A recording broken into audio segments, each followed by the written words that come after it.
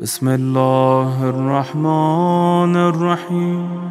لیکن کوشش کریں کہ جب بھی درود پڑھیں تو ایسا پڑھیں کہ واقعی لگے کہ انسان عبادت کر رہا ہے، کیونکہ درود ایک ایسی عبادت ہے کہ جس میں اصول دین سارے کے سارے ہیں۔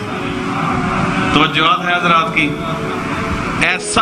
ایسی عبادت ہے کہ جس میں اللہ کا بھی ذکر ہے، جس میں اللہ کے محبوب ترین نبی کا بھی ذکر ہے، اور اس محبوب ترین نبی کی آل کا بھی ذکر ہے۔ اور ہمارے بزرگان علماء عرفاء کہتے ہیں کہ درود پاک پڑھنے کے 2 فائدے ہوتے ہیں۔ اس کے بارے میں بڑی تفصیل ہے، صرف اس لیے بتا رہا ہوں کہ جب بھی درود پڑھیں تو اس کو ایسی معرفت کے ساتھ پڑھیں کہ انسان کی زبان کے ساتھ اس کا دل بھی درود پڑھے، تو تب آپ کو پتا چلے گا کہ اللہ نے یہ محمد و آل محمد کا ذکر جو مومنین کو عطا کیا ہے، اپنی زبان میں اس طرح کیوں نہ کہہ دوں کہ ایسا کیپسول ہے جس میں سارے وٹامنز ہیں۔